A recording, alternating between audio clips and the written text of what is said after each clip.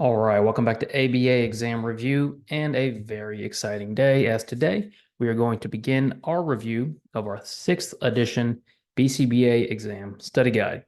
We're going to go through each task list item one by one.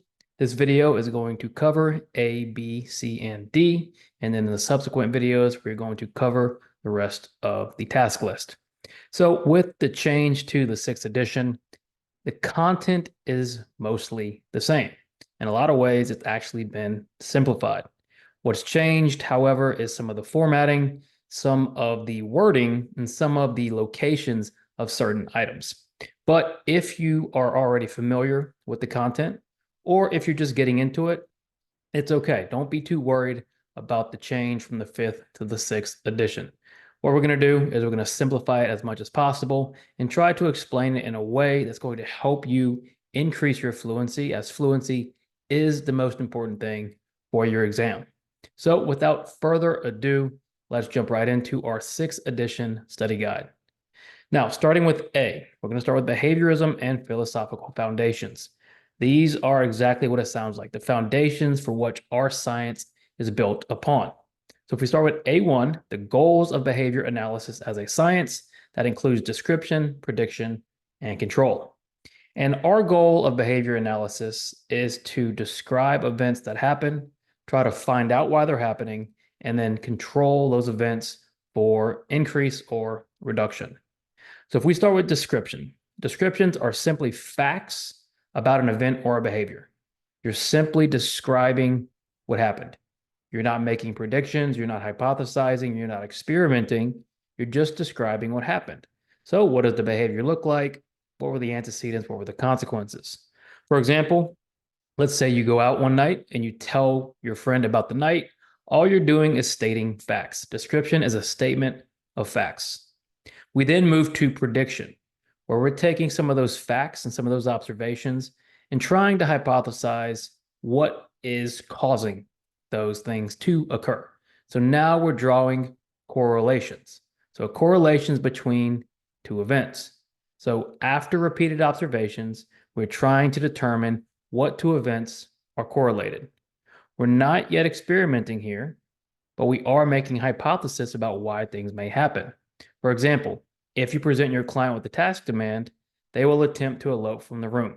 That is your prediction. How are you going to determine that?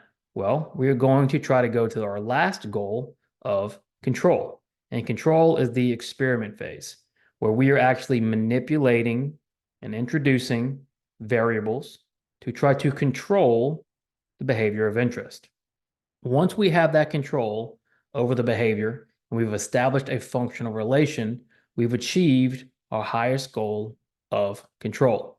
So for example, reinforcement is a very common independent variable that is introduced.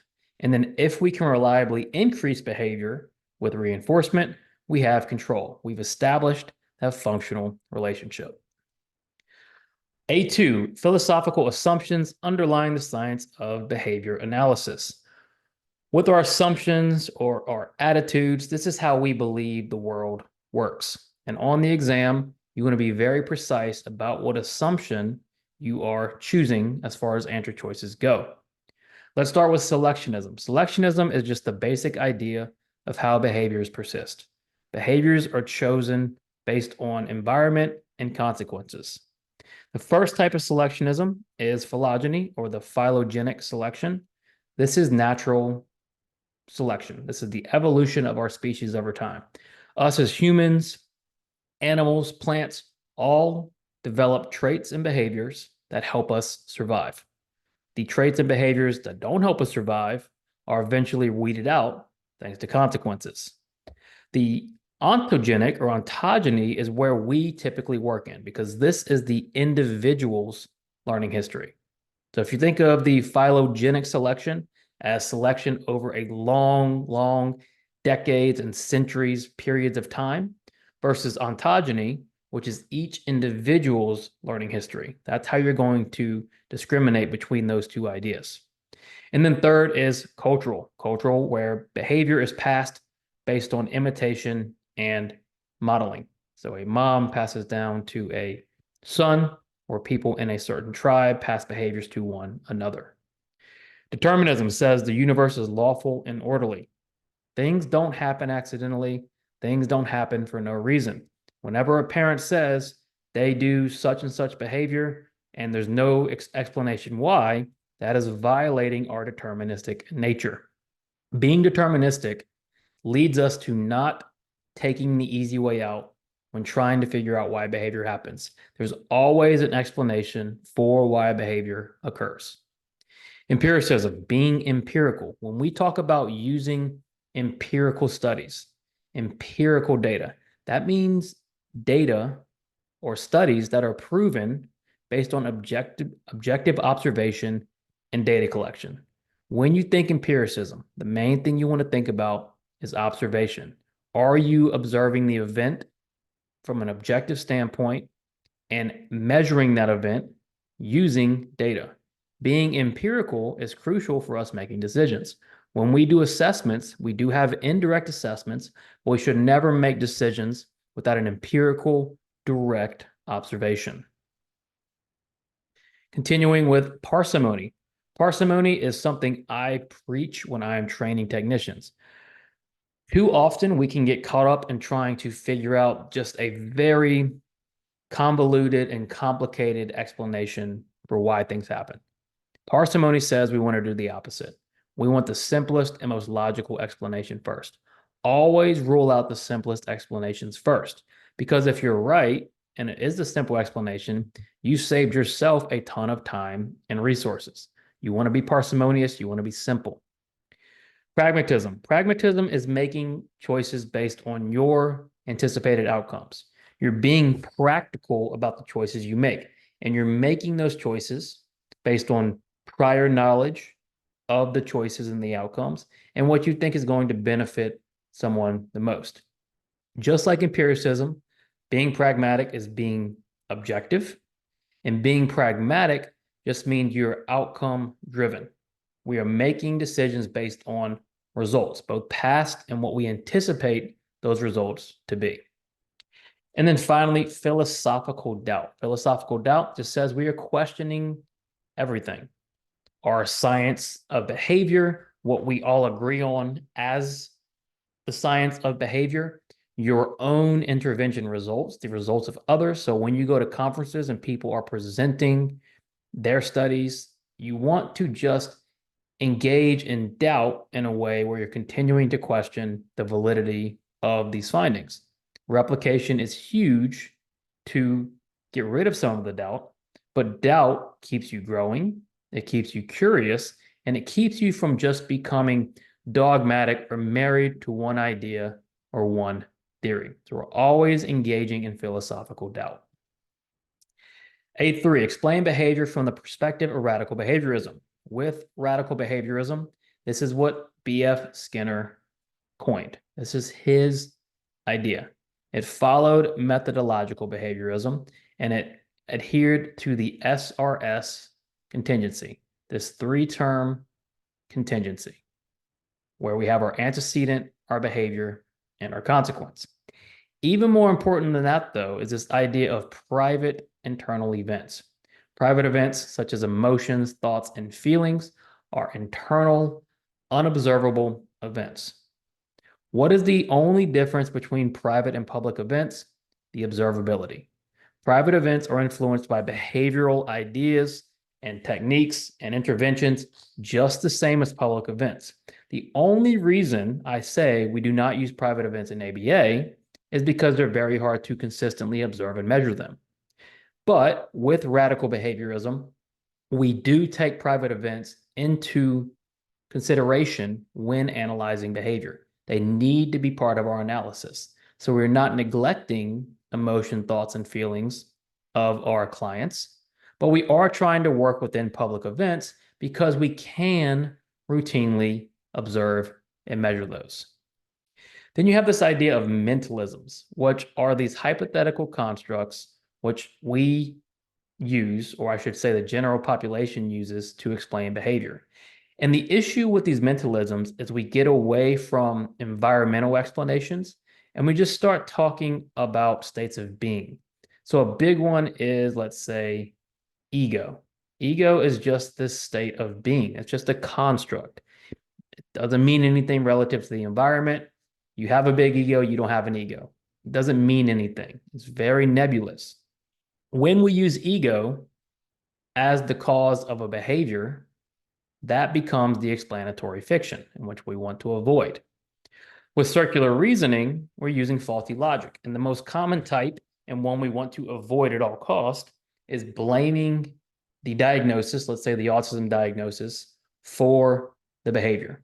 So if you say they engage in this behavior because of autism, and then you say they have autism, therefore they engage in the behavior, well, the cause is the effect and the effect is the cause, and we've gotten no closer to figuring out a solution for the behavior. A4, distinguish among behaviorism, the experimental analysis of behavior, applied behavior analysis, and professional practice guided by the science of behavior analysis.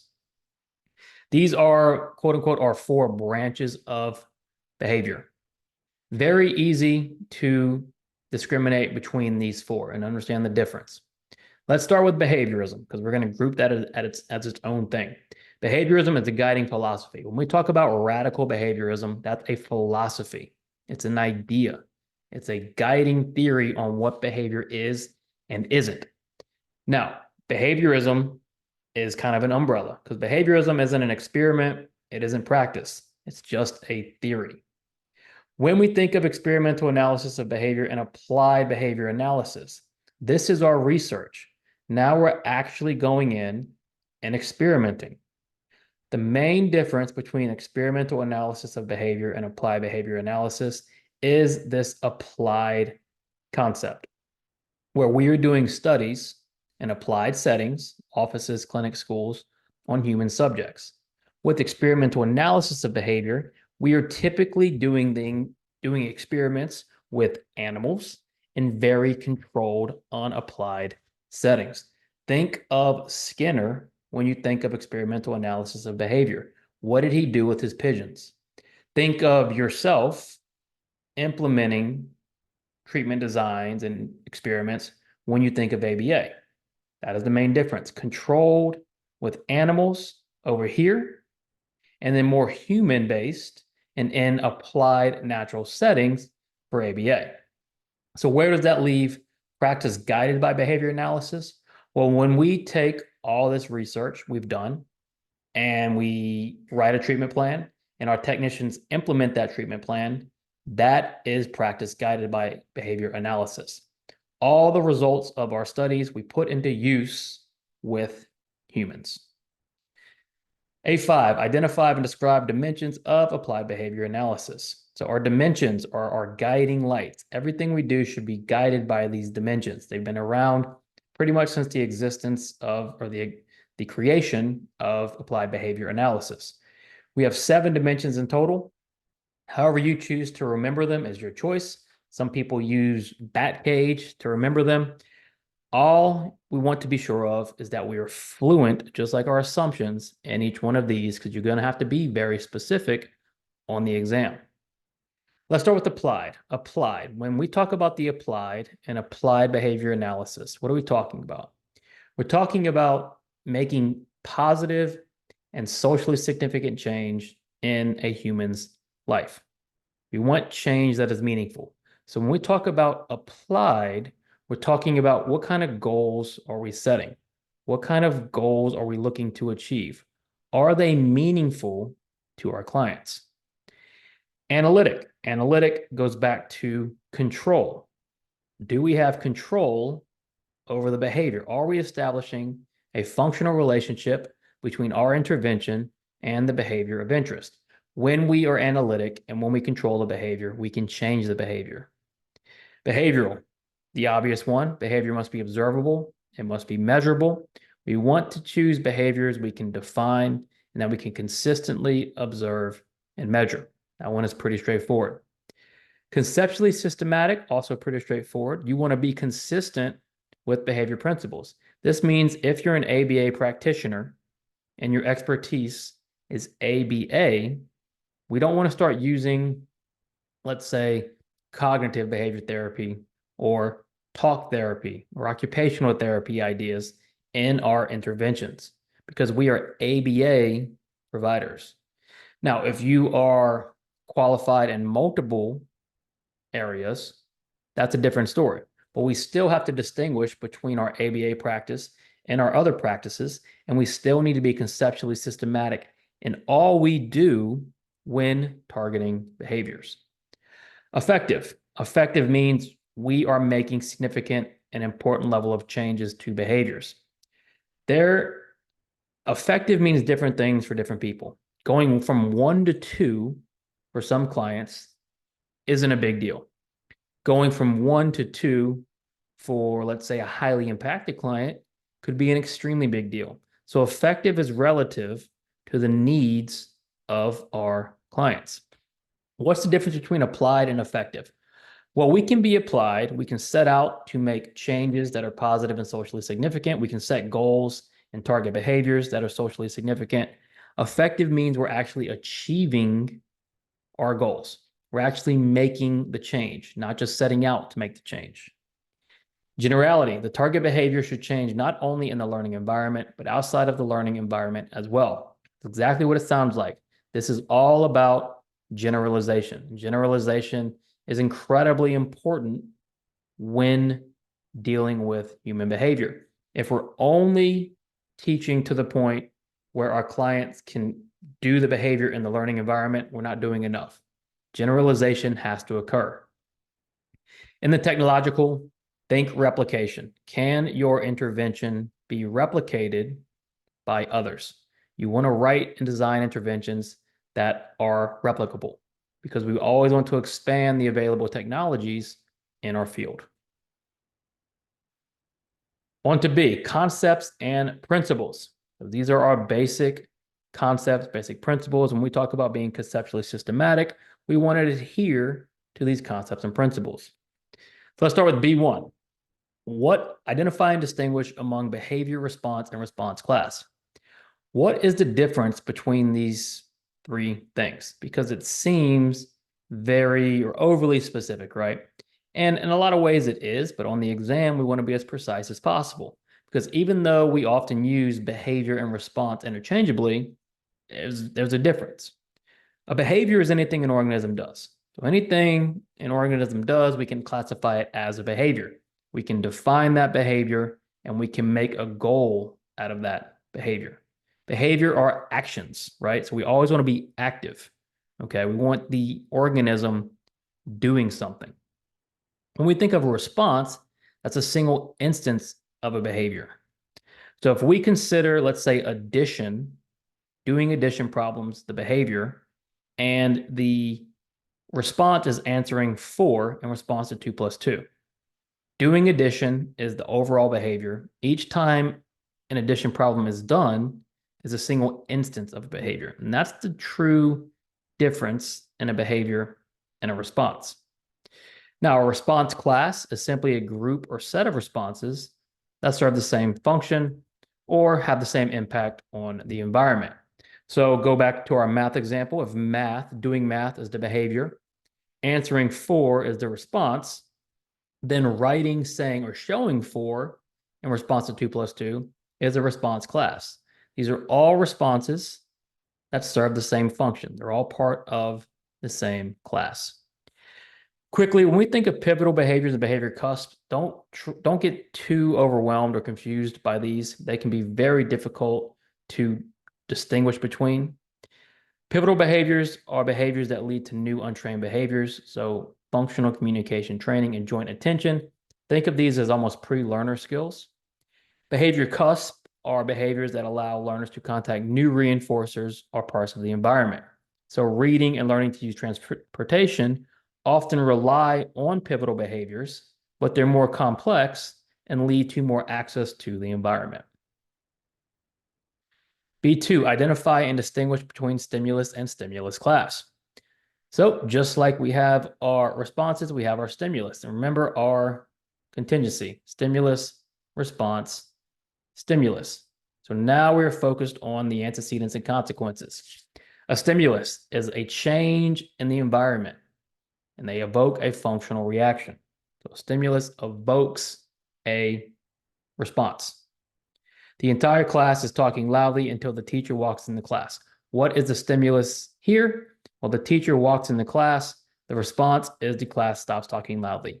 Any change in the environment is a stimulus. A stimulus class, just like a response class, is a group or set of stimuli that share similar characteristics. And there are different types of classes. We have our topographical class or physical formal feature, stimuli that look and sound alike. So red objects. Vegetables often look or have a similar topography. Functional affect behavior the same way. Different music makes you dance.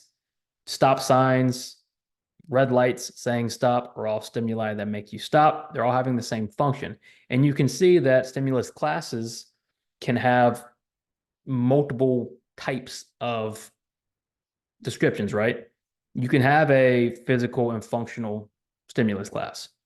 Temporal class, when the stimulus occurs, are the stimuli antecedents or are they consequences?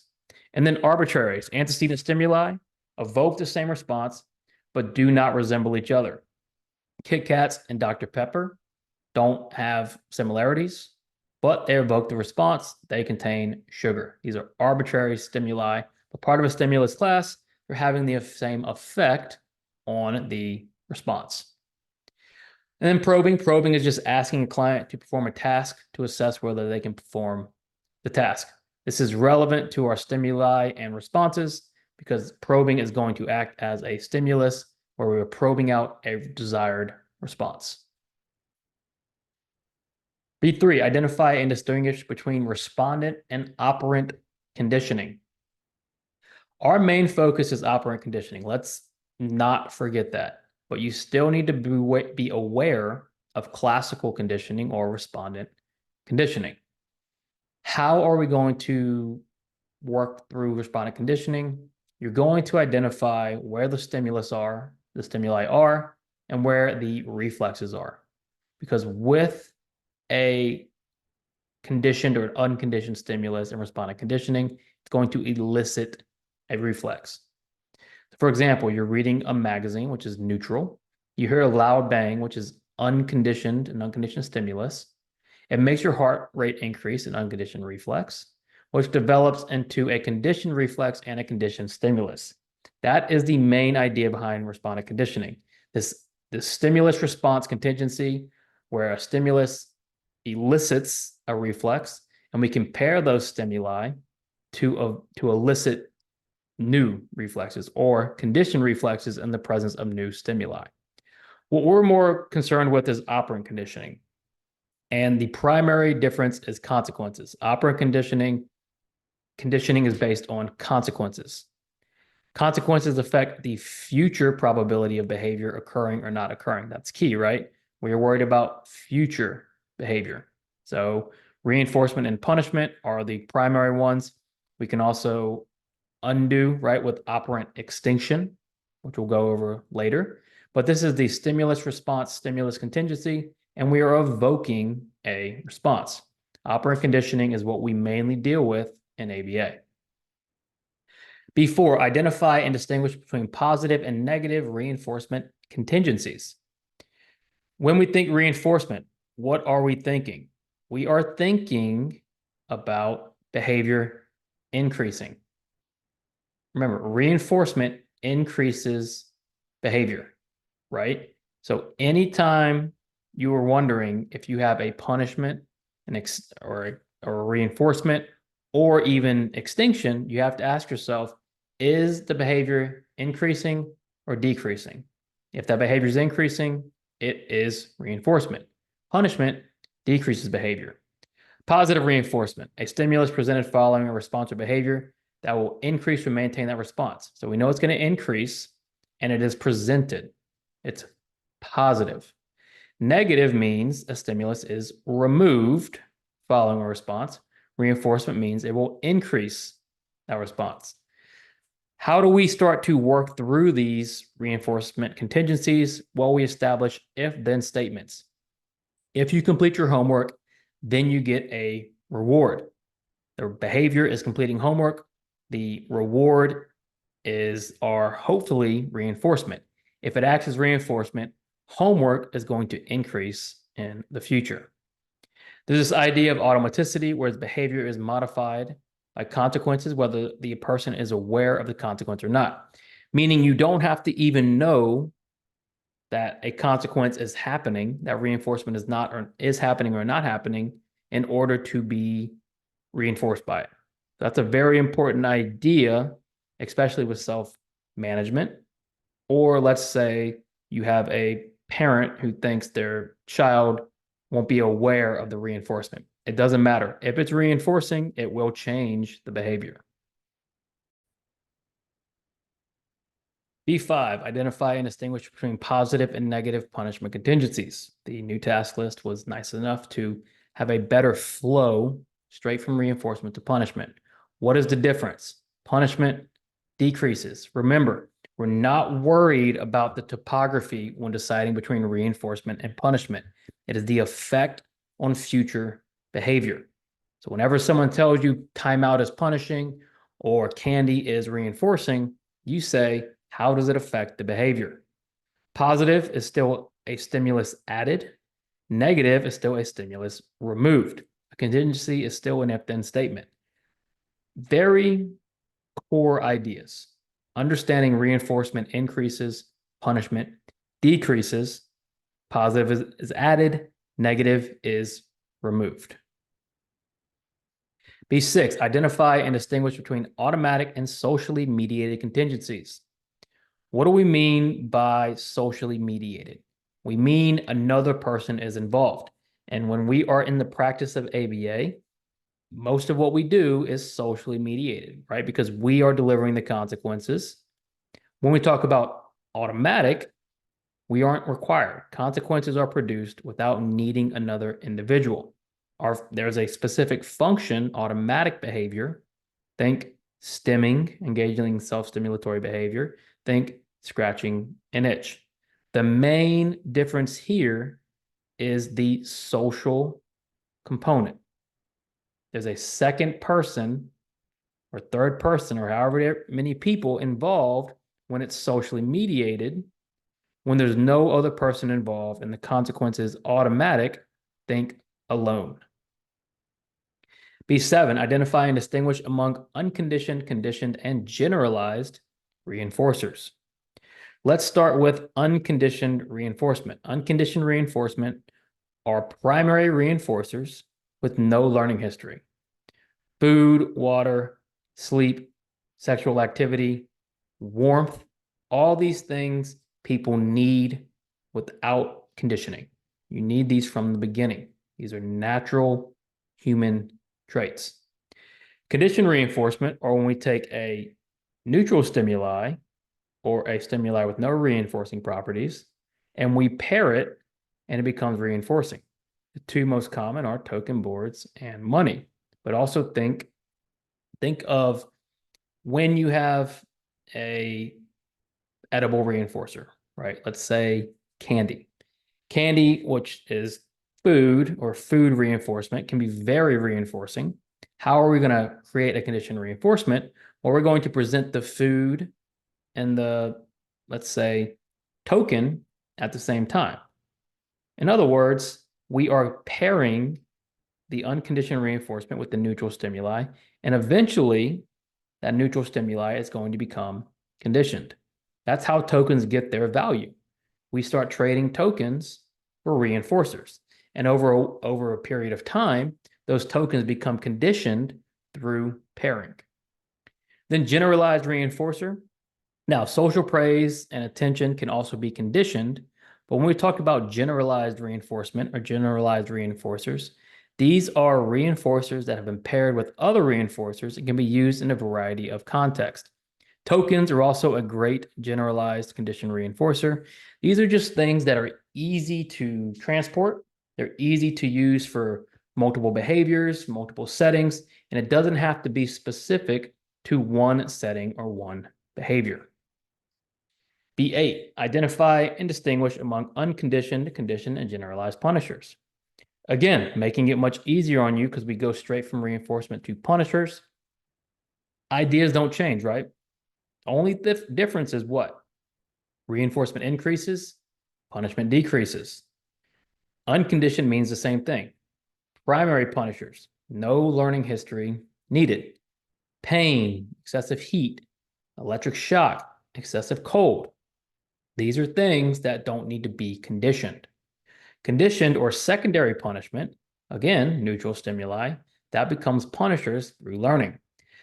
Timeout and reprimands are paired with unconditioned punishers and eventually develop punishing properties. And then a generalized punisher, just like a generalized reinforcer, they can be used in a variety of contexts for a variety of behaviors. B9, identify and distinguish among simple schedules of reinforcement. Yes, we have to know simple schedules as well as compound.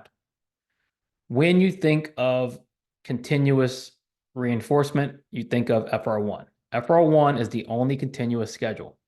On a continuous schedule, reinforcement is provided for every occurrence or behavior, every single one. FR1 is the only continuous reinforcement schedule. Everything else is considered intermittent, because when we talk about intermittent reinforcement, we mean reinforcement that is not delivered every single time. There's going to be some sort of gap. How do we best distinguish between fixed or between basic schedules? We'll break it down, right? You have fixed versus an interval schedule. And then you have a ratio, fixed versus a variable schedule. And then you have a ratio versus an interval. So when we talk about fixed, what do we mean? We mean unchanging. So if you look at a fixed schedule here, we have a set number and a set amount of time. When we talk about variable, we're talking about a changing number or an average. Now, when we talk about ratios, we're talking about responses. When we talk about interval, we talk about time. If you ever get lost on simple schedules, break them down. Am I changing my reinforcement? Is my schedule changing or is it not changing? And am I reinforcing based on responses or after a certain amount of time? B10, identify and distinguish among concurrent, multiple, mixed, and chain schedules of reinforcement. They actually simplified these as well, because it used to be we also had 2 additional schedules, but we're only going to focus on what they have on our list here. Now, complex schedules. Complex schedules are 2 or more basic schedules operating at the same time. That's why they're called complex. Let's start with concurrent. Concurrent is choice. Why is it choice? Because we have 2 or more schedules for 2 or more behaviors operating at the same time. So behavior 1 has 1 reinforcement, and the other behavior has the other reinforcement. The other reinforcement, and you can choose what behavior to engage in. How is that different from the rest of our schedules? Well, the rest of the schedules, we're not choosing the behavior. Concurrent is unique because it has to do with matching law. It has to do with choice, where we are trying to produce the quickest or best reinforcement by engaging in behavior that matches the reinforcement. So behavior that gets FR1 continuously reinforced is going to happen, according to matching law, 5 times as much as an FR5. Behavior is going to happen proportionate. Let's look at the remaining compound schedules or complex schedules. We have multiple schedules and mixed schedules. They're the same type, except multiple has an SD, mixed has no SD. So we have 1 or more behaviors with 2 or more basic schedules in an alternating sequence. For example, Ed receives a break after FR3. He receives a break after VI10. What is the SD for FR3? The worksheet. What is the SD for VI10? It's cleaning. Mixed, we have 1 or more behaviors with no SD signaling a schedule. So reinforcement for doing math problems can occur on a VR3 or VI4. When you think multiple and mixed, think alternating often random. And then chained, where we have two or more basic schedule requirements that occur in a row. For example, we sprint for 30 seconds, we walk for 90 seconds, we receive reinforcement. It has to be done in a certain order to contact the reinforcement. Don't get intimidated by these compound and complex schedules, okay? Just familiarize yourself with the idea that we have two or more schedules operating on behavior, and with multiple and mixed, one has SDs, the multiple has an SD, where the mixed does not. Chained is a schedule where our basic schedules need to happen in a certain order, just like task chains. Concurrent schedules have to do with choice and matching law. B11, identify and distinguish between operant and respondent extinction as operations and processes. Now, this is the first task list item that I think the wording is just needlessly confusing. Just keep it simple. What's the difference between operant and respondent extinction? Operant extinction, withholding a consequence from a previously reinforced behavior. This is the extinction we are typically going to do, and the extinction we're going to talk about. Respondent extinction is unpairing a conditioned stimulus with the stimulus that it was previously paired with. So for respondent extinction, if pepper makes you sneeze, so let's say pepper is the unconditioned stimulus and sneezing is the unconditioned reflex. We pair pepper with the Corvette becomes conditioned. Now we need to present the Corvette without the pepper to undo the conditioning. Operant extinction is the one we are most concerned with, because this is the one we're most familiar with and the one we're going to be using in practice. In operant extinction, we are withholding reinforcement for a previously reinforced behavior. The whole idea is discontinuing or withholding reinforcement. That's what separates extinction from punishment. With punishment, we're adding or removing something. With extinction, we're just withholding it. We're not giving it anymore. Side effects of extinction. We have what we would call an extinction burst. So if we have extinction and our behavior is here and we start extinction, we anticipate behavior to increase it first. That is our extinction burst, a predictable temporary increase. Then we'll hit a point and behavior will go down and hopefully go extinct. Now, once a behavior is extinct, we can have what happens in spontaneous recovery, where it slightly recovers. It's a sudden reemergence of a previously extinct behavior. Pretty straightforward, pretty simple, just like if you're an RBT, the same thing you would do, the same knowledge you have for extinction, that doesn't change. One thing added as a BCBA is this idea of resurgence, right? And resurgence is very similar to spontaneous recovery because an extinct behavior comes back. But with resurgence, it comes back because the replacement behavior was put on extinction. In other words, both behaviors are on extinction, the old and the new. With spontaneous recovery, the previous behavior comes back out of nowhere. With resurgence, we can blame it on the fact that the replacement behavior was put on extinction. So for example, if we taught a child who would cry for attention to ask for attention, and we put crying on extinction and reinforced asking, and then after a while, they only asked and didn't cry, but we stopped reinforcing asking and the crying came back, that would be resurgence. Finally, response blocking is not an effective means of extinction. Why?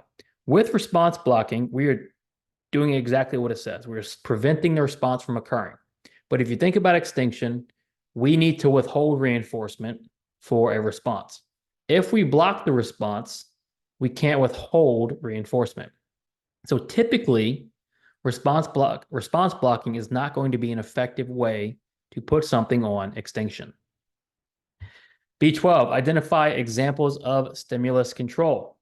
Stimulus control occurs when behaviors, responses occur or don't occur in the presence, or more often or less often in the presence of a stimulus. In other words, if a stimulus is present Is a behavior occurring more or less often? If so, we could say it has stimulus control. And we want stimulus control typically, so we have control over the behavior. When we talk about things like having stimulus control over our client, when we walk in, hopefully the client's behavior can change and adjust based on our presence. Another example, when your college friend comes in town, you tend to drink and party more. That behavior of drinking and party more is under stimulus control of your college friend. When you see a red light, you stop. When you see a green light, you accelerate.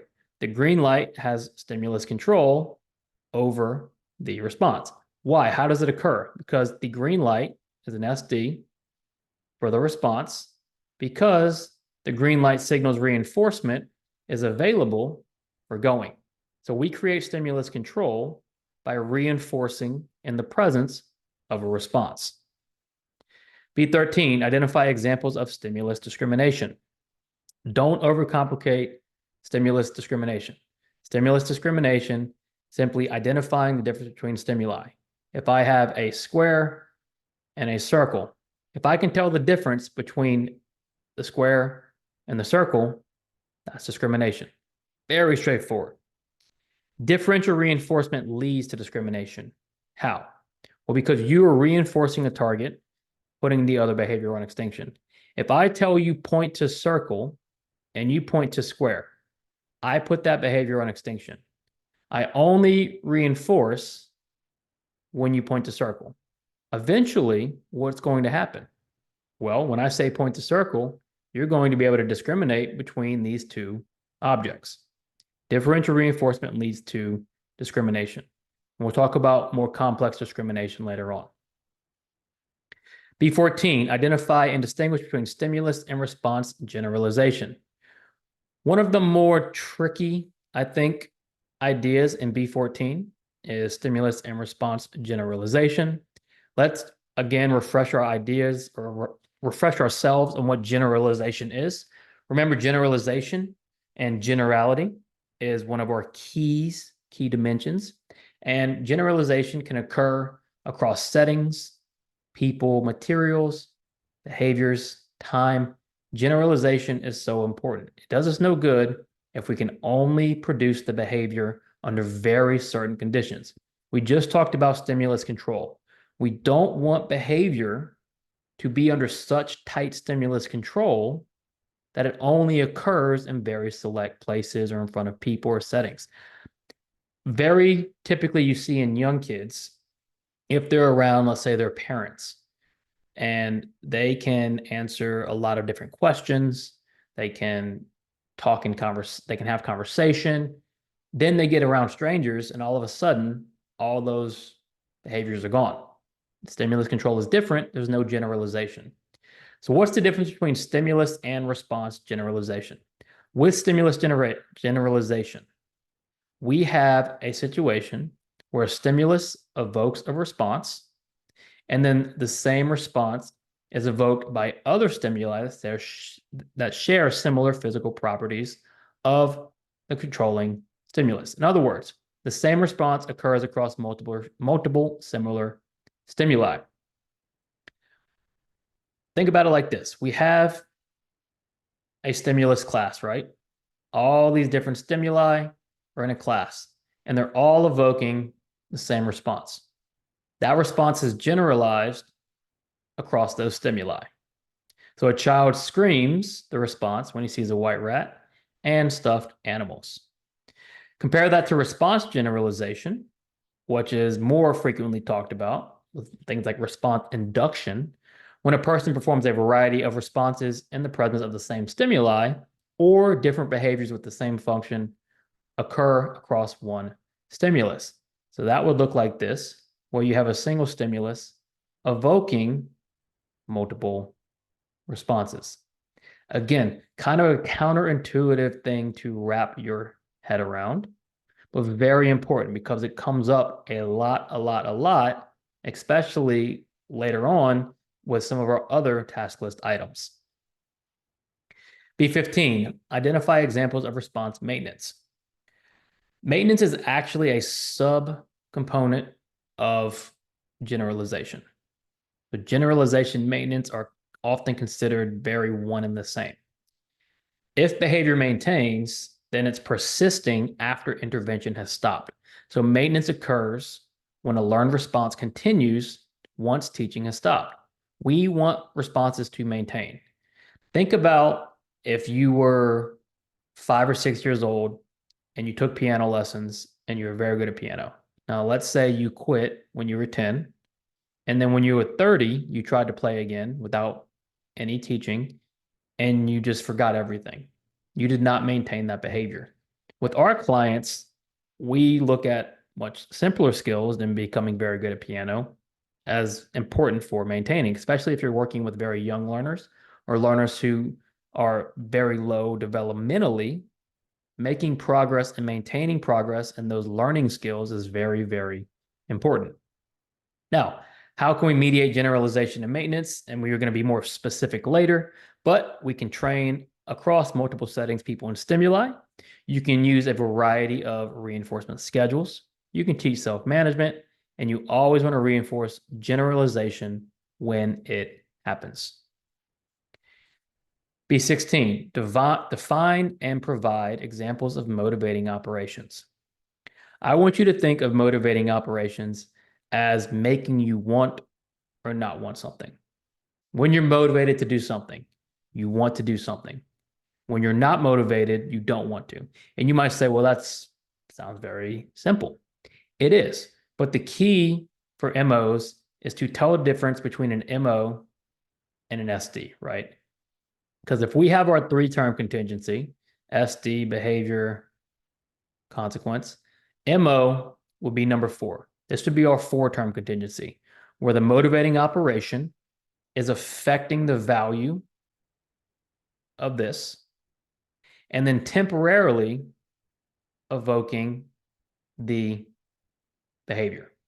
The SD is signaling the consequences available. So think about the MO as making you want or not want something. The motivating operation alters the value of a consequence and then alters let me clean this up real quick. Motivating operation alters the value of a consequence and then alters the frequency of a behavior temporarily. So you have 2 types. You have a value altering effect where we are increasing or decreasing the effectiveness of a reinforcer or a consequence. And then you have a behavior altering effect where we are evoking or abating behavior. Now, establishing operations and evocative effects are temporarily or typically thought of as one and the same.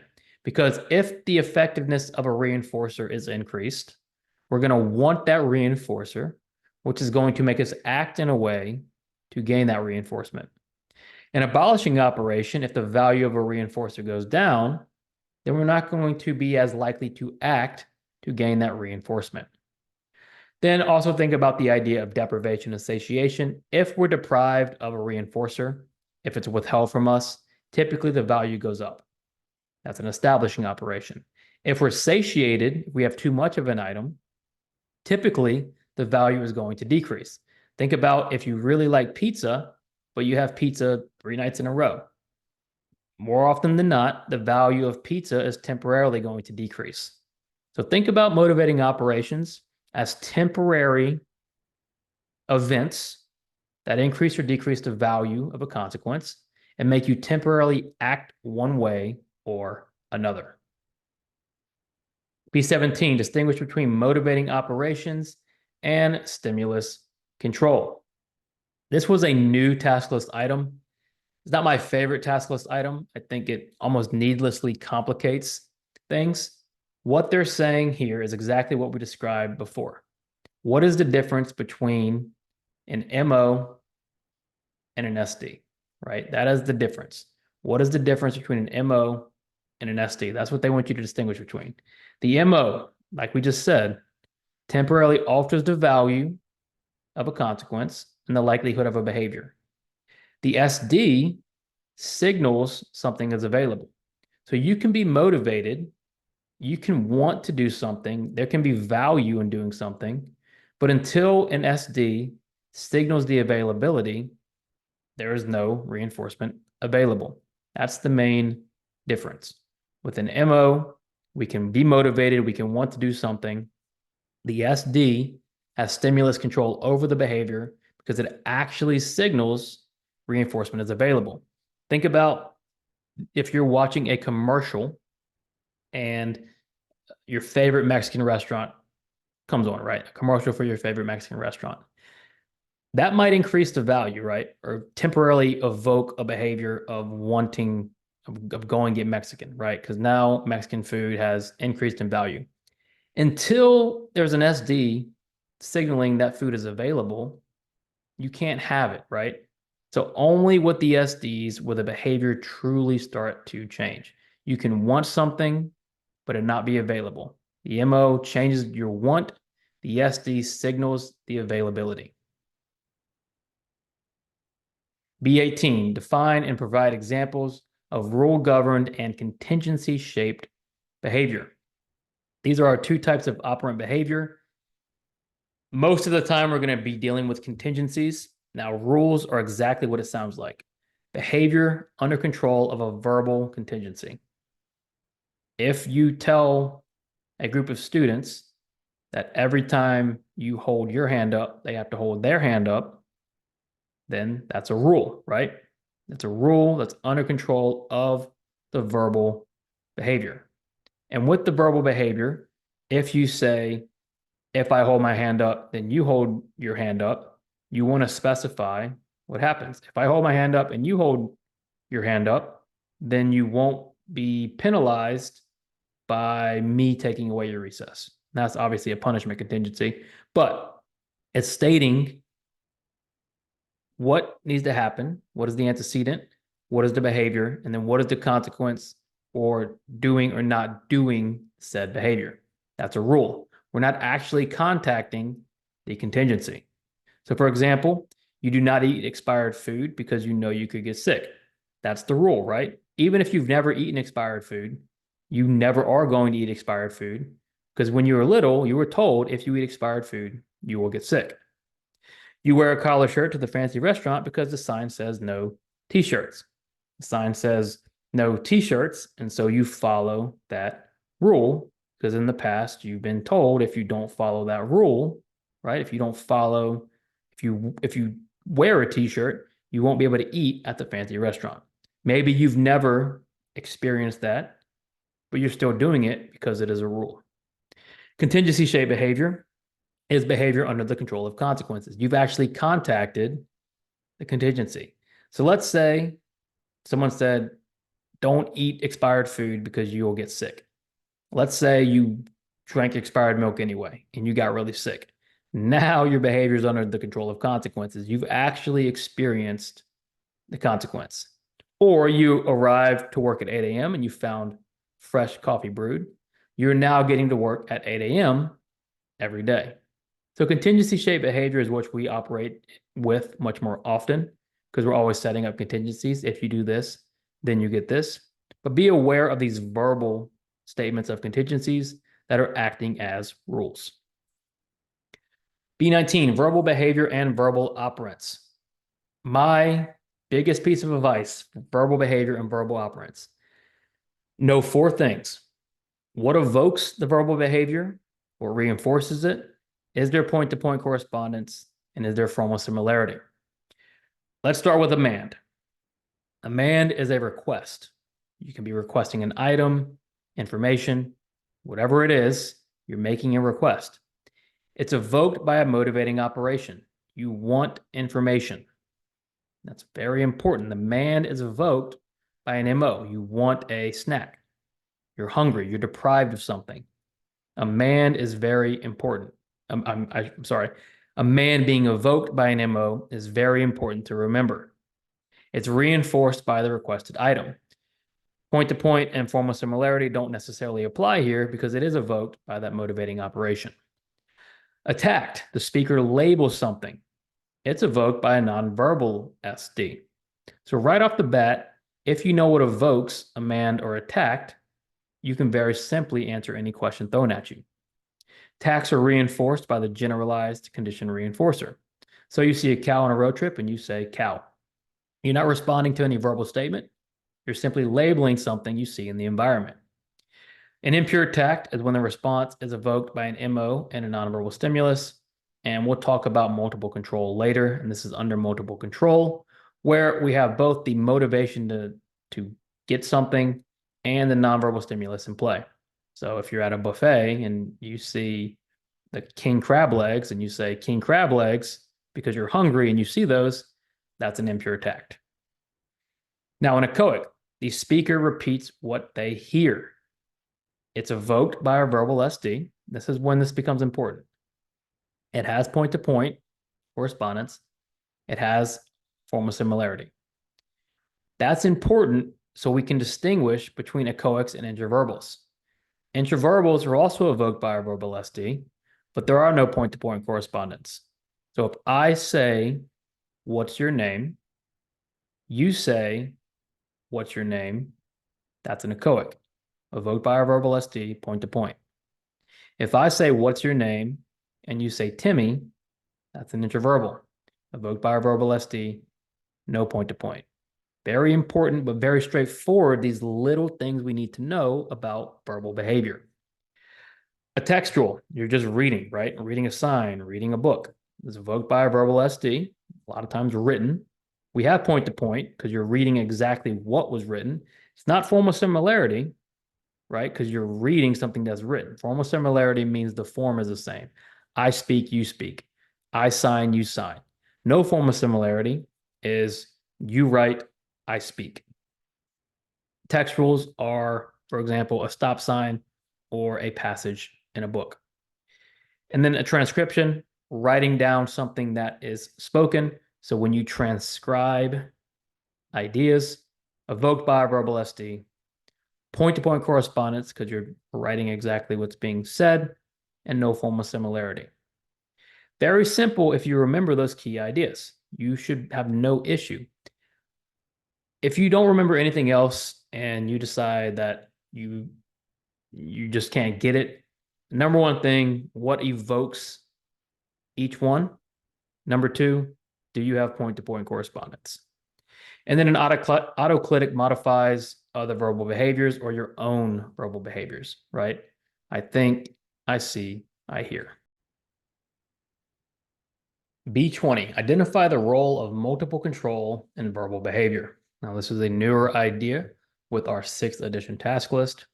All multiple control says is that a single response is influenced by multiple variables, or a single variable affects multiple responses. Don't overcomplicate this too much. Let's think about what we mean by convergent multiple control. This occurs when one response is controlled by more than one antecedent. So saying I'm hungry is influenced by an antecedent of an empty stomach and the site of a restaurant. So two antecedents are controlling a singular response. Divergent multiple control, one antecedent evokes multiple responses. So hearing tell me about your trip might evoke things like it was amazing, I saw a waterfall, or I went hiking. They might consider it divergent, right? Because we have a single antecedent with all these behaviors diverging from it. With convergent, we have all these antecedents affecting a singular behavior. What is the role? What's the point? It just helps explain how different sources of control can influence verbal behavior. We always want to look at, like we were talking about, what is evoking, what's controlling the verbal behavior. B21, identify example of processes that promote emergent relations and generative performance. When we think about emergent relations and generative performance, let's start to think about response induction and stimulus equivalence. We are looking for these untrained relationships between stimuli, these relationships that emerge just from prior teaching. So relationships that aren't explicitly taught, but that emerge due to other knowledge. So when a stimulus relationship is formed that was untrained, we're talking about stimulus equivalence. Now, generative Performance occurs when novel and untrained responses are demonstrated based on previously learned skills and concepts. So here with emergent relations and stimulus equivalence, we're focused on the stimuli. With generative performance, we're focused on the responses. So for example, generative performance, if you learn red car and blue ball, and you can now label red ball without training, that performance has developed based on these past skills and concepts. Now, that's a very simple explanation, right? But just think about generative performance as almost a form of response generalization. You start to form these new responses based on what you know and what you've already learned. Then we have reflexivity, symmetry, and transitivity, which of course are our stimulus equivalence ideas.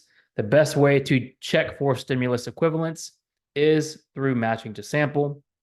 Reflexivity, A equals A, so blue square to blue square. Symmetry, A equals B and B equals A. The word dog to a picture of a dog, and then the picture of a dog to the word dog. And then transitivity, A equals B, B equals C, therefore A equals C. It's the highest level of stimulus relations or stimulus equivalence. So for example, the word dog A, picture of dog B, picture of dog B to real dog C, therefore word dog A to real dog C. And all of these, for true emergent relations or stimulus equivalence, the relationship has to be untrained. So you can't teach A equals C because that is not real stimulus equivalence. You can teach it, it's just not real stimulus equivalence or real emergent relations. B22, identify ways behavioral momentum can be used to understand response persistence. Another needlessly complicated with the way it's worded item. Behavioral momentum, just think high probability request sequence. I've also listed the pre-MAC principle here, which we'll talk about in a second. Let's focus first on high probability request sequence. We are building up momentum how? With multiple easy requests. We want to get a yes chain going, essentially, right? Clap your hands. Okay. Stomp your feet. Okay. Rub your head. Okay. Now let's clean up the room. We're building up momentum with these high probability requests into the low probability request. So you want your learner to answer 2 plus 2. You say, clap your hands, touch your nose. What's 2 plus 2? Low, low. I should say high, high, low. Now, important behaviors in a high P sequence should be in the learner's repertoire already. We don't want to consider high probability requests something the learner doesn't know. High probability request should be requests that we are expecting to happen. Behavior momentum describes the rate of responding and resistance to change due to reinforcement conditions. In other words, the more behavior momentum, the higher the rate of responding and the higher resistance to change in reinforcement conditions. I put the pre-MAC principle because it's essentially the opposite of the high probability request sequence, and I don't want you getting them mixed up. With the pre-MAC principle, we're offering access to highly preferred behavior as a reinforcer for a non-preferred behavior. So for example, you know your client wants to play with paint. Well, you tell them you can paint as long as we first mow the yard. We're using access to the highly preferred behavior as a reinforcer for a non-preferred behavior. B23, identify ways the matching law can be used to interpret response allocation. We talked about matching law when we talked about our concurrent complex schedule or compound schedule. Matching law explains why behavior contexts or why behavior occurs more or why behavior goes to certain reinforcement. Matching law says responses are proportionate to the amount of reinforcement available across different choices or opportunities. If a kid is praised every 5 minutes while playing with toys and every 10 minutes for working on homework, matching law says the kid's going to spend double the time playing with toys. Responses are proportionate to reinforcement available. Keep this in mind when you are targeting skills. You want to be sure that responses that you want to see happen more are proportionately, ideally, receiving more reinforcement, at least in the beginning. Matching law can help predict how behavior will be distributed across different opportunities based on the availability, magnitude, and immediacy of reinforcement. In other words, you've got multiple behaviors on different schedules. Matching law says those behaviors are going to happen proportionate to the amount of reinforcement that is available. B24, identify and distinguish between imitation and observational learning. So we've introduced observational learning here, and the only real difference between imitation and observational learning is immediacy. Now, with imitation, we have a model. So you want to think about modeling with imitation. The model demonstrates the skill or ability. The imitator copies the skill or ability immediately, right? We have to think of imitation as immediate. The primary difference between modeling and imitating, or I should say imitating and observational learning, is imitation is the immediate replication of a model, while observational learning happens through observation of another without immediate performance. So observational learning, the learner acquires new behaviors by observing others. It doesn't have to be planned, and it isn't immediately replicated. That's it, right? So don't overcomplicate this. Imitation is exactly what we remember. I'm or you or the learner is imitating a model immediately. Observational learning, you watch somebody do something. A child watches their brother beat a video game. The next day, the child beats the game the same way. The brother was not a planned model, and the behavior did not happen immediately. The child simply observed or learned through observation. C, measurement, data display, and interpretation. Let's talk about C1. We're going to create operational definitions of behavior, because with C, we're going to see how each one goes into one another. First things first, with behavior, we have to define it. We need to describe exactly what we intend to measure, because we want operational definitions to be observable and measurable and repeatable. Think about what the behavior looks like, the topography. Why does the behavior happen? Is it escape avoidance? Is it attention? Is it tangible? Is it automatic? Don't be subjective. The client felt angry. That doesn't tell us anything, not what it looks like, why it's occurring. If you and I both went to observe a behavior and the only thing we knew was the behavior is the client feeling angry, you and I are going to measure, more than likely, pretty different things. You need to be as precise as possible. So Johnny hit his brother 5 times instead of Johnny was aggressive. Think about how much easier it is to understand Johnny hitting his brother 5 times instead of Johnny was aggressive.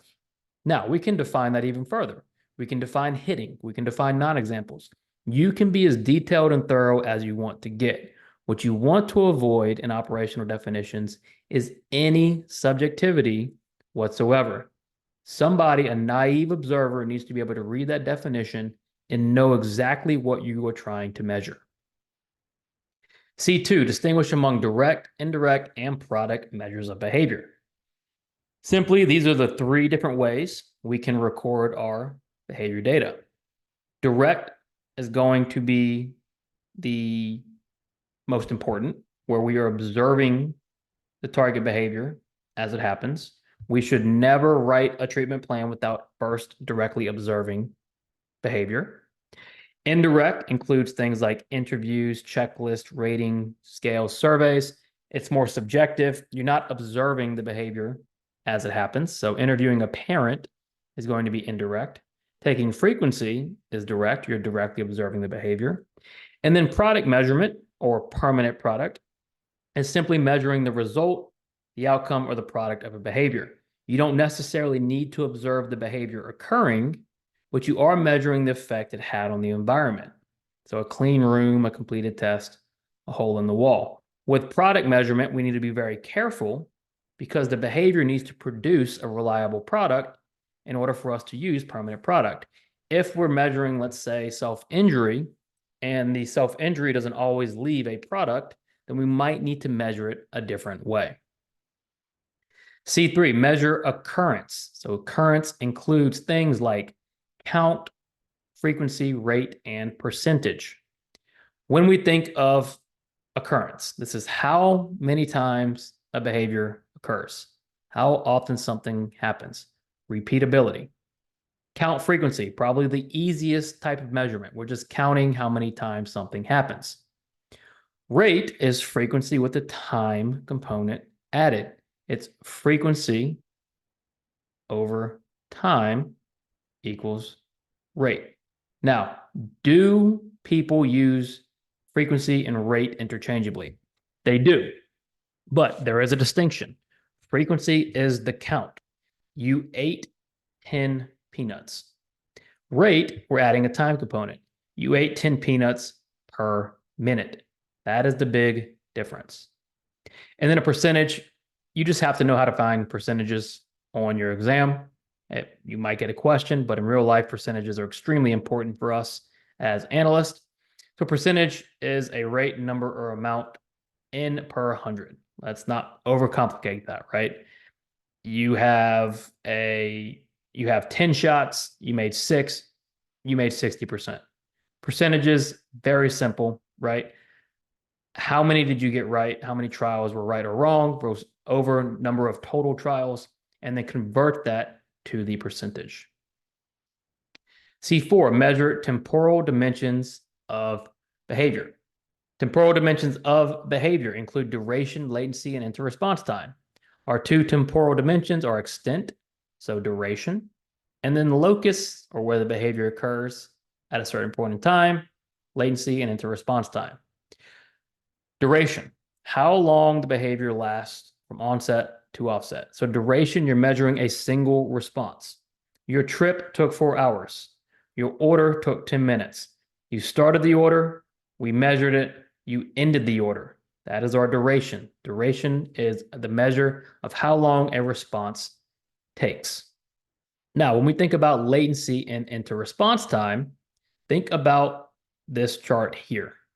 Latency is the time in between the SD and the response. Interresponse time is the time in between responses. So latency, your alarm goes off, takes you 3 minutes to get out of bed.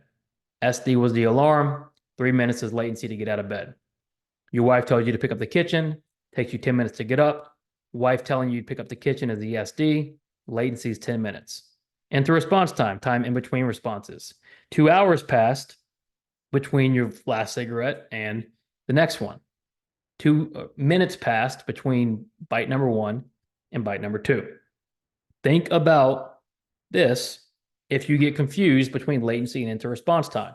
Latency and interresponse time are measuring the time in between something. Latency is SD to response 1. Interresponse time is response 1 to response 2.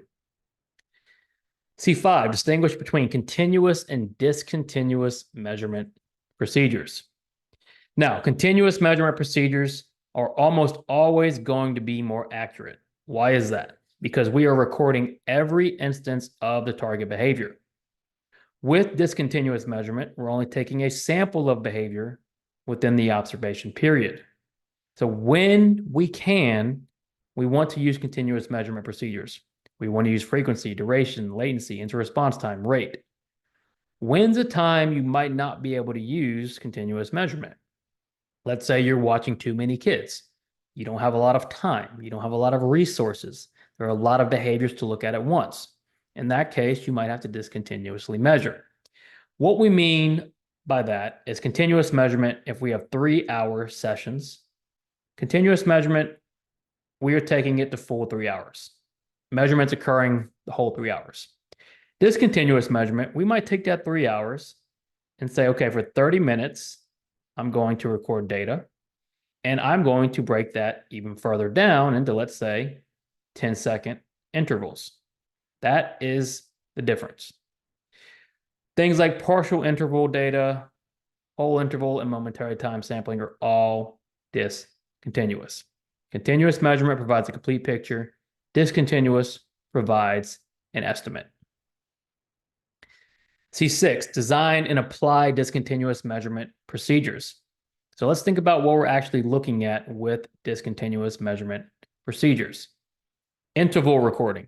An interval is a specific length of time when data will be taken. Let's say we have 5 minutes of data recording, and we break it into 20-second intervals. We're now looking at each interval for interval recording. With partial interval, if the behavior occurs at all during the interval, so at any point in the 20 seconds that behavior occurs, it's a response. If we have 20-second intervals and the behavior happens for 5 seconds, it's a response. If we have 10-second intervals, the behavior doesn't happen, no response. The behavior just has to happen briefly. Whole interval, same idea. Let's say we have 5 minutes, 20-second intervals. If the behavior occurs the whole interval, it's a response. So 20-second intervals, behavior happens for 20 seconds. It happened the whole time, it's a response. 10-second intervals, behavior happens for 9 seconds, did not happen the whole time, no response. Time sampling, we're still taking interval data, right? So let's say we have 5 minutes, 20-second intervals. But with time sampling, we're looking at the end of the interval. So just at the end of the 20-second interval. Is the behavior occurring? Is it not? For example, 20-second intervals, behavior happens at the 20-second mark. It's a response. 10-second intervals, behavior happens at the 8-second mark. No response. A play check or a planned activity check is just the group version of momentary time sampling. So momentary time sampling, we have one person. With planned activity check, we're recording the activity of all participants who are involved. C7, measure efficiency. So we've changed this a little bit. Efficiency includes things like trials to criterion, a cost-benefit analysis, training duration. How efficient are we, right? How efficient is our intervention? With trials to criterion, how many opportunities does it take to reach success? Ideally, we don't want a lot of trials to criterion because we want to reach success quickly. For example, if your mastery level is 6 and it takes your client 10 tries to get 6 matches, trials to criterion were 10. How many opportunities does it take to reach mastery? A cost-benefit analysis. You're comparing the benefits of implementing an intervention versus the cost. So the benefits might be it's socially valid. You can help your client contact reinforcement in the natural environment. You're going to make progress, but it might cost you time. It might cost you resources, and there might be an ethical consideration. It's up to you to weigh the costs and the benefits and make a decision. So example, one math intervention is proven to work, which is great. It's effective, but it's going to take a lot of resources compared to a program that has shown incredible outcomes, but utilizes punishment and is time intensive. So in both cases, we have interventions that work. They're both time intensive, but one utilizes punishment. Which one are we going to choose? That's the decision you have to make based on your analysis. And then training duration, how long it takes to achieve a desired behavior change or skill acquisition. Does it take a week? Does it take a month? Does it take 6 months? This is important because we never put timelines on our interventions. But if you're routinely taking 6 to 8 months to a year to see progress, you might want to reevaluate just what you're doing. C8 and C12, evaluate the validity and reliability of measurement procedures. C12, select measurement procedure to obtain represented procedural integrity data that accounts for relevant dimensions and environmental constraints. I combine these because this is all about good data. Data should be accurate, it should be valid, it should be reliable. It should also be believable, but we'll get to that. Let's start with accuracy. Accuracy says the collected data truthfully reflects what was measured, meaning you are measuring exactly what happened. If you're measuring blueberries eaten, the client ate 10 blueberries, you recorded 10, data is accurate. If you record 12 blueberries eaten, the client ate 10, that is inaccurate. The data are not truthful. Validity. The collected data is taken for the correct or intended behavior. You're measuring what you're supposed to. So you want to record the length of time it takes for your client to complete a worksheet, but instead you record how long it takes for them to start the worksheet. That data is not valid. We can't use it. You're measuring the wrong thing. Then reliability. You can produce the data repeatedly. If your client eats 10 blueberries every day, you can record 10 data points every day. Data are reliable. Just because your data are accurate doesn't make the data valid. You can measure the wrong thing and be accurate. You want all three. Just because you're reliable doesn't make the data valid, doesn't mean you're recording the right thing. Again, you want all three of these to have good data. What do we talk about when we say dosage? We want to know how much of the intervention is delivered and what is the best amount. Think a parametric analysis. So we'll talk a little more about this later. And then we went over accuracy and then environmental constraints. We're going to talk more about this ethically, but when you are selecting a measurement procedure, you really want to focus on measurement that you can reliably pull off, right? So when we've talked about continuous versus discontinuous, if you can't produce the same thing over and over and over again, that's accurate and that's valid, then your environmental constraints might be preventing you from using what you'd like to. And so you need to think about, how can I measure data and collect data to the point where it's accurate, valid, and reliable based on the environment I'm in. C9, select a measurement system to obtain representative data that accounts for the critical dimension of the behavior and environmental constraints. Here we go again with environmental constraints. What does that mean? What does that mean, environmental constraints? Well, if you're working in a clinic setting, you might have only a limited amount of space, limited amount of time, limited amount of help, or you might be overwhelmed. You might be very busy. If you're working in a client's home, the home might be limited on resources. It might be dirty. You might have a poor workstation. There might be siblings running around or animals running around. All these constraints need to be factored in when you're choosing a measurement system, because you want measurement that's going to collect data that are accurate, valid, and reliable. You need to choose the most appropriate system that will record accurate, valid, and reliable data based on circumstances surrounding the behavior and the behavior itself. Just a quick refresher. Continuous measurement, we're capturing every instance of behavior. The best form, however, not always possible. Discontinuous is capturing a sample, not as true, right? When we say true, we mean typically not as great of a measurement procedure, but it's better often in group settings or for short periods of time, or when our environmental constraints prevent us from continuous measurement. And then event recording will typically happen during assessments. You're just measuring how many times a behavior occurs. A very simple count.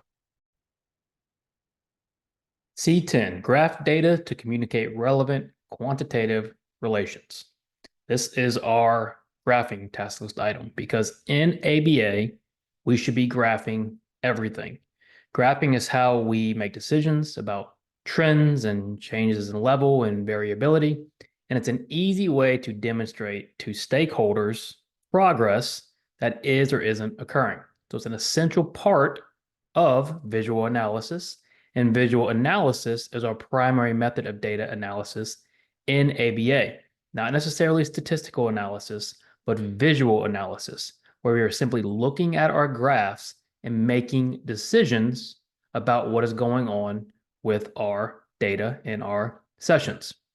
So let's start with a line graph. Line graph is the most common form of graph in ABA, and it's the one that you're going to be using the most often because you're going to be graphing pretty much all your data using a line graph. It's based on the Cartesian plane, which you may or may not know, but just so you're aware, the x-axis represents passage of time. So sessions, days, however you're tracking your data, the x-axis will be time. And then y is going to represent the behavior. So whatever your behavior is going to go on the y-axis. Then you can see your data points are connected and it's going to form a data path. So frequently, what you might see is a line graph that looks like this. We have time, we have behavior, we have baseline, and connect our points, and then we change our condition to intervention, and it looks something like that. And then maybe we enter a maintenance phase, and it goes something like this. So you can see the data points are connected in the conditions, but they are separate once the condition changes. Line graphs, very straightforward. Don't overthink graphs. Now, bar graphs, not really that commonly used in ABA, especially day to day. If you're creating a report, though, and you need to, let's say, demonstrate different values of frequency totals compared to each other. So, for instance, you can see in our graph here, we have children who prefer red, blue, green, yellow, and pink. It's a quick way to compare totals. So if you have 5 total durations and you want to compare those, 5 total frequency counts and you want to compare those, a bar graph is a great way to represent total data and compare that total data against each other. Then cumulative records. Think B.F. Skinner. This is what B.F. Skinner used when he was doing his experiments with his pigeons, where they would just over time continue to accumulate responses. And you can see it's a continuous and ever increasing data path because it never goes down. It's simply accumulating total data over time. So if we take a look at our cumulative record here, you can see responses are only going up. They never go down. You can see there are some very steep points here where responses were quite rapid. And then when you get to a flat level here, you can see there are no responses. It's just stuck at 300. And so for cumulative records, you really want to understand, one, it's just an accumulation of data over time, so it never decreases.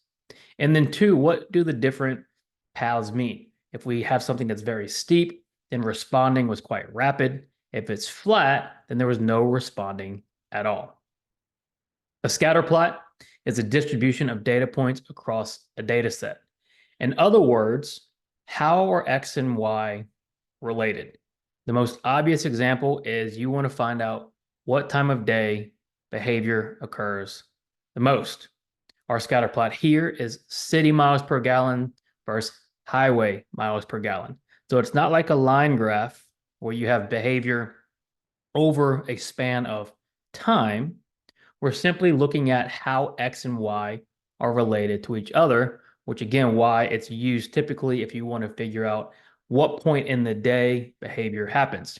You might have a scatter plot between 9 and 5 p.m.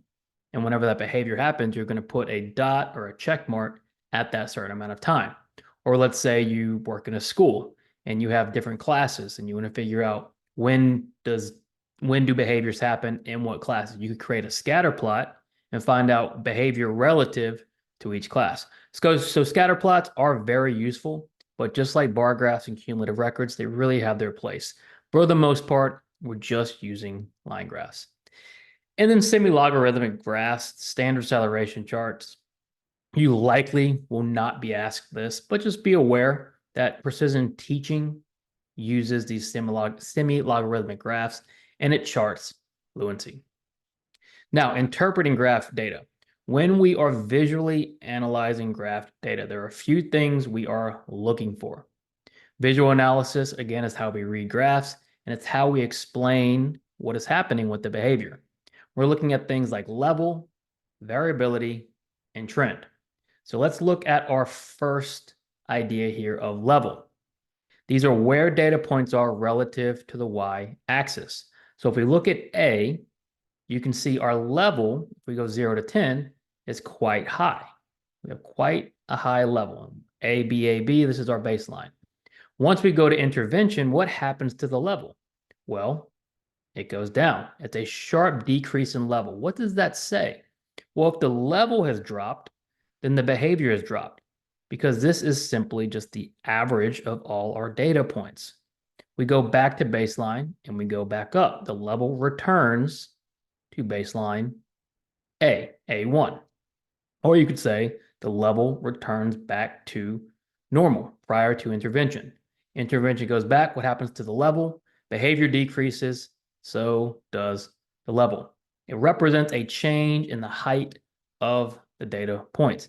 It's a good idea of how behavior overall has increased or decreased.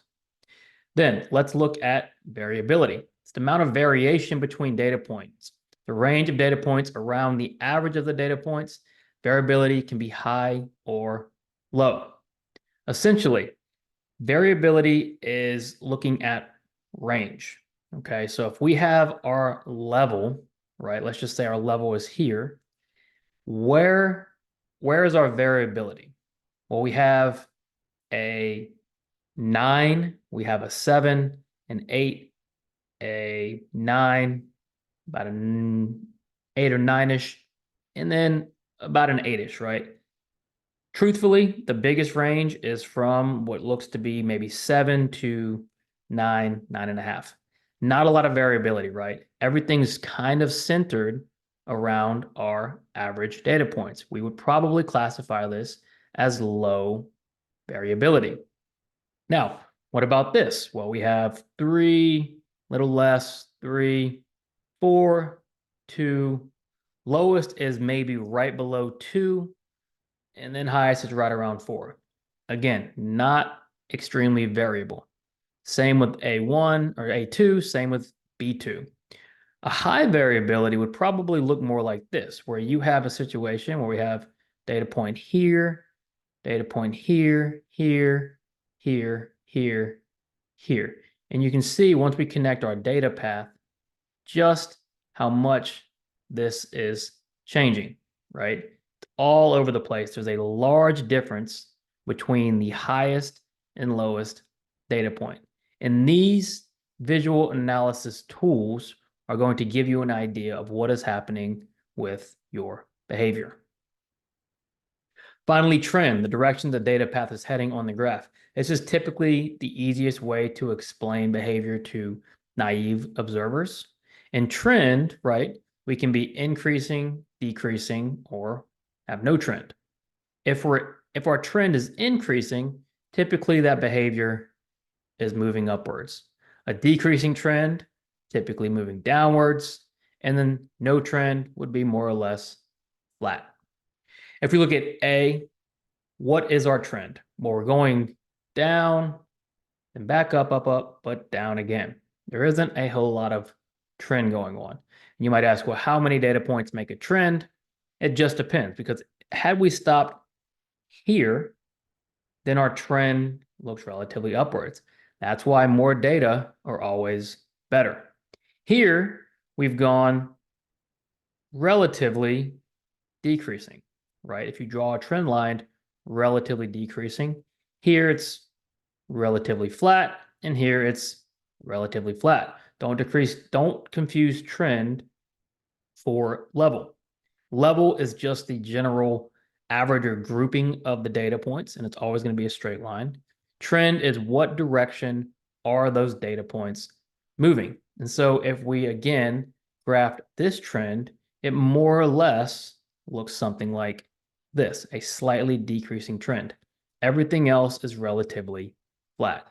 Now, visual analysis is not a perfect science, so it's going to be up to you to make your best judgment call to explain the data. Just remember, we want to be as honest and forthright as possible. Even if the data aren't good, you need to be honest about how you see the data, and you need to explain that to the stakeholders. Again, visual analysis is not a perfect science. All right, last part of part one, we are going to go through experimental design, which seems to give people quite a bit of trouble. Now, I will say I've noticed personally, anecdotally, that preparation through your courses and whatever college or classes you've attended toward your master's and toward your BCBA or your BCABA have done a better job teaching experimental design. It's not that challenging. What makes it challenging is we don't do technically research in the traditional sense if we're clinical behavior analysts, right? Because we're working one-on-one. But you still want to understand the different designs because you never know when you might use or need a certain design. Now, let's start here, okay? This is, again, is our research portion of our task list.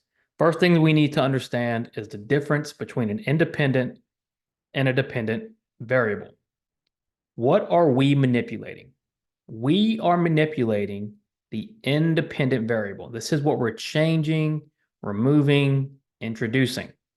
So you want to figure out the ideal amount of salt to add to your recipe. Salt is going to be the independent variable. You want to increase behavior, so you're trying different reinforcement schedules. The reinforcement schedules are the independent variables.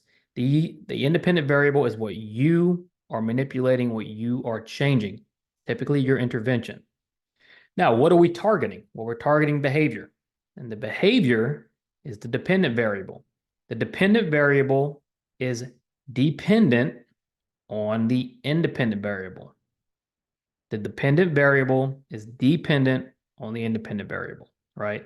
And that's if we have functional control. Ideally, whatever we're introducing is affecting the dependent variable. So if we're introducing salt, salt is going to affect the soup if the soup is the dependent variable.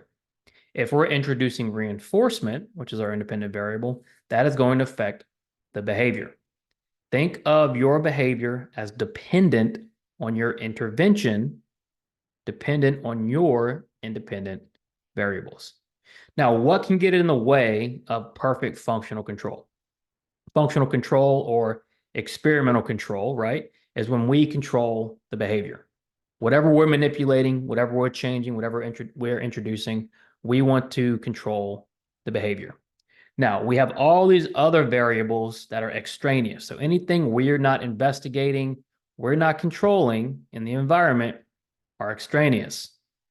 Once those extraneous variables start to impact our dependent variable, they become confounds. And we need to control for confounds because confounds are interrupting our experimental control. So if you break it down into almost a list, right? You're going to have one, your independent variable. This is your intervention. You're going to introduce the intervention to change the dependent variable or the behavior.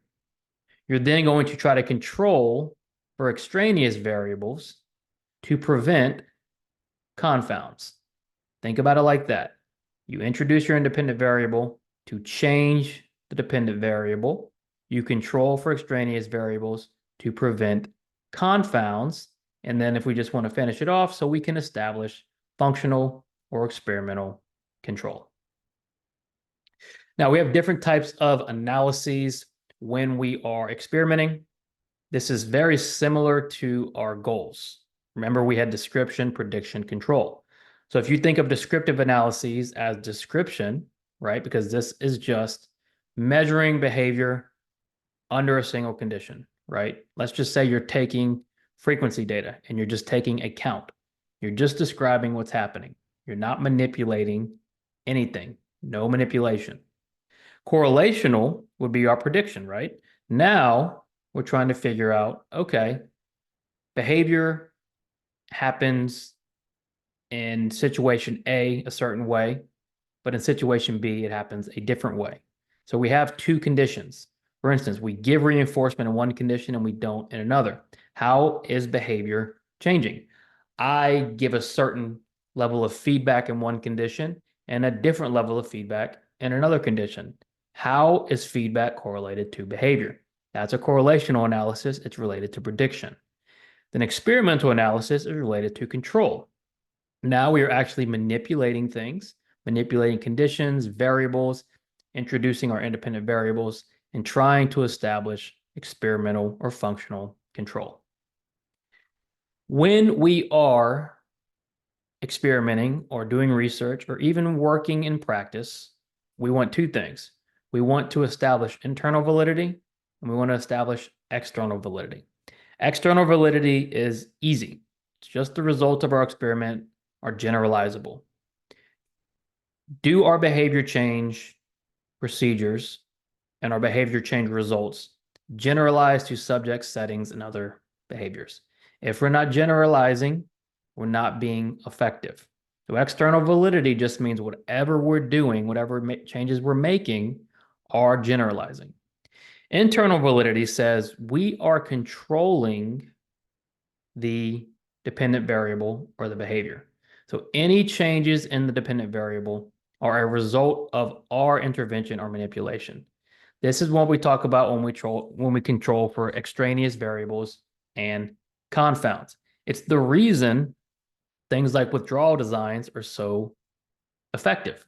Because if we go baseline and then introduce an intervention and the behavior increases, and we withdraw our intervention and the behavior decreases again, we introduce, we withdraw, and each time we introduce and withdraw, the behavior changes reliably, we can reliably say we have internal validity because we are controlling the behavior. So internal validity has to do with our own functional control. External validity has to do with generalization. What are some threats to internal validity? And I've added a few extra here just so you're familiar with them. These are not difficult. These are all considered potential confounds that can skew our data. They can mess up our data. And typically these are much more relevant when dealing with research participants, right? But you want to be aware of it too when you're dealing in one-on-one settings, okay? Because we are dealing with people, and so a lot of these apply to everybody. So let's start with one, right? Remember, internal validity is we are controlling the behavior and the behavior change. Nothing else is affecting it. But something like history can affect that. So outside events that occur during the intervention change. When we think of history, we try to think of the learner's past, right? Or what the learner is experiencing as we are going through the intervention. So if you have a math intervention and the learner is self-studying and you're not controlling the self-studying, that is a potential confound. Maturation is the natural change in participants over time. Think about a participant aging. Think about the natural skill improvement as someone gets older. This can be very important to be aware of in young children. Think about how quickly a child's language naturally develops. So if you're doing a language intervention, you've got to be aware of the maturation. Testing. Repeated exposure to assessments influences performance. Just by nature of doing the same thing over and over again, people tend to get better at it. If I'm running the same multiplication tables over and over and over and over again, I'm doing the same testing, just by the nature of doing it repeatedly is likely going to influence performance. Why does it matter? Because if you're running an intervention and they are just practicing, even without the intervention, maybe they're already getting better. Instrumentation means to change how you measure or the tools you're using can change. So if you're using a different rating scale, if you're using a different measurement, can affect how that data look. And then regression to the mean. This one's a little more complicated to think about, but let's say a good student receives a D- on a paper. Let's say that good student averages A's and B's. Well, over time, the good student will not continue getting D- if they're an average A and B student. They're going to regress to their mean, which means even if they perform really high or really low, both are going to go back to the average eventually, meaning we can't get too high and we can't get too low. We've always got to think about what is typical performance. And then finally, attrition is just loss of participants over time. So if you are running a study that has 10 people and you lose five, the five that dropped out, that would be related to attrition.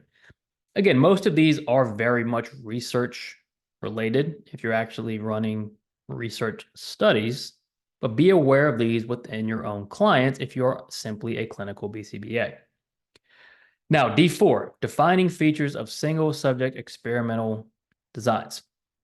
We use single subject designs in ABA almost exclusively. Can you use other designs? Sure. But for the most part, single subject is the norm. What are some defining characteristics? Steady state responding. When we are taking baseline data, we want to look for what we call steady state responding. And we talked about variability earlier. Steady state just means we want responding that is not variable, especially in baseline, because it gives us the right of way to go to intervention. So a steady state strategy is how we try to reach steady state responding. We're going to expose a learner to the same condition over and over again while controlling for extraneous variables until we get that steady state. That is our goal. Other ideas. Individuals serve as their own control, meaning I compare this person's baseline to their intervention, back to their baseline, back to their intervention. Each condition is compared against all their other conditions. They are their own control. We don't have a control group. What are the ideas behind baseline logic? We have prediction, verification, and replication. Prediction says we are going to predict what the outcome will be when measured. So if I have something like this and a baseline here, I predict that if I don't intervene, my baseline is going to continue that way. Verification is when we verify our prediction. So if I intervene, if this is baseline, this is intervention, this is baseline, and let's say we intervene. If we go back to baseline and we verify our prediction here, that's verification. Replication would be going back to the intervention and now replicating the intervention. That's baseline logic. That is what single subject experimental designs are so useful for. D5, identify the relative strengths of single case experimental designs and group designs. This is a new task list item. Group designs are typically used in psychology studies where we are trying to take a sample and then generalize to a population. That means when you see results of studies that say sunscreen is effective for preventing sunburn in adults 30 to 40. Well, they didn't go to every adult between 30 and 40 and test sunscreen. They took, let's say, 200 participants, ran a study, and then used those results to generalize to the population. That's a group design. With a single case design, we're typically dealing with 1, 2, 3, maybe 4, maybe 5 people at a time, right? We're not really generalizing to a population. We are focused on the individual. So single case designs are much more sensitive to individual changes because you're looking much more at the individual person rather than 50 to 100 to 200 people. We can demonstrate much more clear functional control because of the individual. It's flexible, and it's great for small sample sizes. Now, all those advantages are fantastic, right? But there are strengths behind group designs. Group designs are easier to generalize to broader populations just because we're using a bigger sample size and we're using statistical analyses. Remember, with single subject, it's typically going to be much more visual analysis related just because of ABA. More control for confounds through random group assignments because we're randomly selecting our groups instead of just looking at the one person and them acting as their own control. Much easier with larger samples, and then more efficient at identifying group trends.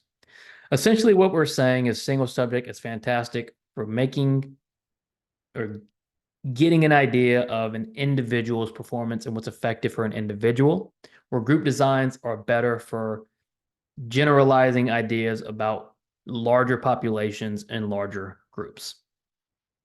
Now, I've combined D6, D7, and D9, where we're going to critique and interpret data from single case experimental designs, distinguish among the different designs, and then apply the designs. I can only cover so much in a study guide. I recommend, if you're going to use Cooper, to practice your own interpretation of the designs. Cooper has a ton where they explain it. And so go into the book, pick a random design, and interpret it. That's how you're going to get better. Distinguishing among them should not be that difficult once you've done it a few times. They are pretty clear cut and have their own strengths and weaknesses. Applying it is really going to be based on need. And this is going to come much more in terms of questions, right? Practice questions. So each has its own way of studying. Again, I suggest going into Cooper and interpreting these designs yourself. But let's just go over a general knowledge or general overview of each design. Let's start with the reversal withdrawal ABA design. The most common by far, right? We all know it. We have a baseline, we have a treatment, baseline, and treatment. You can see our prediction here, right? Prediction. This is our verification. This is our replication. Why is the reversal so good? It's great at demonstrating experimental control. It's fantastic for experimental control because we are quite literally reversing what we've done. So if you see this, behavior is low, trends upwards, we remove the intervention, goes back, intervene, goes up, very, very, very good chance functional control exists. What are some disadvantages? Well, some behaviors can't be reversed. If I teach you to read or write or spell or get dressed, once you learn to do that, it's hard to undo that learning. Ethical concerns. If I'm trying to tackle a challenging behavior that's causing harm or that's dangerous, do I really want to reverse that design and remove intervention? And then sequence effects, the order of conditions may matter. So the impact of the prior condition on the following condition can affect data. So if we look at this graph, let's interpret it. Baseline A is in a steady state with no trend. So we got our steady state strategy, no trend. The treatment which was introduced, which led to a change in level and an increasing trend. Treatment was removed, which led to this decreasing trend, return to initial level, and then the intervention was reintroduced, again, change in level. Simple as that. ABAB designs, not that complicated. Let's talk about a multiple baseline design. Multiple baselines are used to analyze effects across settings, behaviors, and participants. And you can see this is the classic layout of a multiple baseline design, where we have baseline and then intervention. And you can see in number 2, baseline goes on longer, baseline goes on longer. We're trying to demonstrate experimental control here. What we want to see is baseline remaining steady until intervention is introduced. If we introduce intervention in 1 and baseline starts to change in 2, that's an issue. So advantages. No withdrawal. We don't have to worry about withdrawal in a multiple baseline design because we're running multiple designs out. We're taking baseline on multiple things at once, right? We're not having to worry about withdrawing anything. We can examine multiple dependent variables all at once between subjects, settings, or behavior. Disadvantage is no experimental control demonstration. Now, I use that broadly, right? You can get an idea of experimental control, but it's much more difficult to demonstrate experimental control than let's say, a reversal design. What's a multiple probe design? A multiple probe design is just like multiple baseline design, but only certain data points are collected during baseline. So it might look something like this, where we have kind of the same pattern, and try to do this roughly, right? And we have our baseline, baseline, baseline. And then once we intervene here, let's say we intervene here, and we go down, and then we go here, and then here, probe, instead of going all the way solid, we're going to have our data point, and then there'll be a gap, right? And we're just probing, right? Instead of continuing on with baseline. And this can be used when we're low on resources or we don't believe baseline is going to change. We also have a delayed multiple baseline where initial baseline begins, but other baselines are staggered and delayed. Typically, we're going to run baselines concurrently across subject settings or behaviors, but sometimes that isn't possible. So again, let's interpret this graph. Baseline 1 demonstrates this decreasing trend. We introduce intervention and level changes slightly. Baseline 2 and 3, once intervention 1 is introduced, remain relatively the same. When we introduce intervention 2, level does change. Same with 3, level does change. So it looks like the intervention was relatively effective, even though it might be a small change. Alternating treatment designs or multiple element designs. There are several different ways to run these. You can run them with baselines. You can run them with maintenance phases. They're rapid and a random and a semi-random alternating conditions. Rapid and semi-random or random alternating conditions. As you can see, right, here we have story mapping and we have no intervention. And you can see they're alternating. We're trying to figure out, okay, which one is going to be more effective at number correct. We try to present an equal opportunity for conditions to be present during measurement. This is great. Again, we don't have to withdraw anything. We can test multiple independent variables rapidly. So we have multiple interventions we want to try all at once. We can reduce sequence effects because we're not changing conditions. We're just rapidly alternating. And no baseline is needed. You can run baseline, but it's not necessary. Disadvantage, there could be carryover between alternating independent variables. So for example, let's say that no intervention is not effective. But as we introduce story mapping, you can see behaviors getting a little better. And subsequently, no intervention is also improving. Think about that learning effect, right? Just because we're learning doesn't mean we're going to reverse when the teaching is removed. So we have to be careful of things like multiple treatment interference, carryover, but alternating treatment designs or multi-element designs are effective at rapidly trying to identify what intervention may be most effective. So our interpretation, story mapping appears to be slightly more effective than no intervention, but there might be some carryover. You would probably say, yes, story mapping is more effective, but only just slightly. And then a change in criterion design, probably the least used type of design. It can be a difficult design because you have to have the skill already in the repertoire. And typically we think about teaching skills, right, or decreasing behavior. Here, you've already got to have whatever you're looking at in the repertoire. So after baseline, treatment is delivered in a series of ascending or descending phases meant to increase or decrease the behavior already in the learner's repertoire. Now, there's some rules here. The length of the phase. So our phases, you can see, are here. These are individual phases, okay? Each phase should be long enough to achieve stable responding. We want some steady responding. How big should the criterion change be?